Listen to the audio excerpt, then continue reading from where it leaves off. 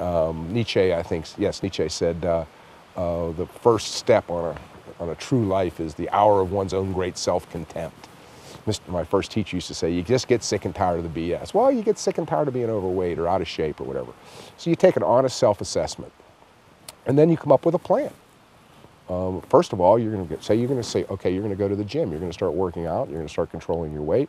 Well, the first thing you have to do is if you're going to be going to the gym, then you have to simplify your life, because for most of us, or almost all of us, if you're going to go to the gym for 2 hours or an hour a day and it takes you a half hour to drive and a half hour to back and you're going to stay there an hour, that's 2 hours. You've got to find those 2 hours. Something else is going to have to go. I'm sure you're not doing nothing in those other 2 hours, so something's got to be bumped. Your priorities have to be in line with your goal and your plan. The third step then is to make sure that you go to the gym. And what is going to help you go to the gym if you have a workout buddy, or 2 or 3 or 4 or 5. So if your first workout buddy fails you, then somebody else calls you and says, hey, where are you? You know, didn't we have an appointment to play some racquetball? Get your butt over here, you know. All these kinds of tricks that we use in order to make sure that we get there. And then maybe if we want to go even more seriously, we might eventually look for a coach. And then we do what is called in spirituality journaling. But if you're going to the gym, how do you journal? You keep a list of the exercises you did. You track your progress. You do all of those things. So maybe you keep a spiritual diary of how you're doing, and you ask other people, how am I doing?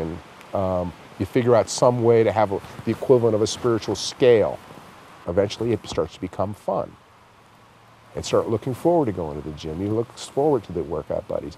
Next thing you know, you're reading magazines and you're doing more research and you're reading books about working out and the different kinds of approaches, and it begins to take on a life of its own.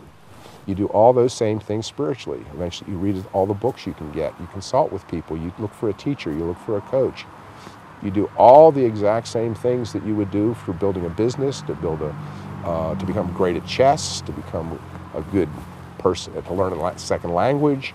All of the same rules apply, and that's how you get started on a spiritual path. But the most important thing is commitment.